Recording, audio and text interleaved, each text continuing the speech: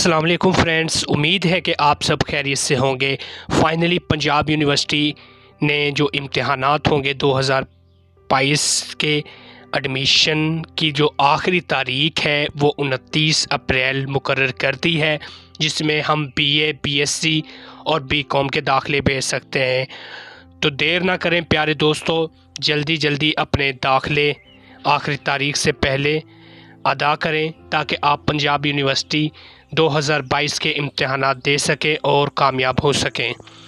उम्मीद है कि आपको ये वीडियो पसंद आई होगी और आप अपने दोस्तों से भी शेयर करें ज़्यादा से ज़्यादा, ताकि वो भी अपने दाखिले की जो आखिरी डेट है उससे पहले एडमिशन भेज सकें। अगर आप हमारे चैनल पर नए हैं तो चैनल को सब्सक्राइब ज़रूर करें ताकि हमारी नई वीडियो आपको बआसानी मिल सके।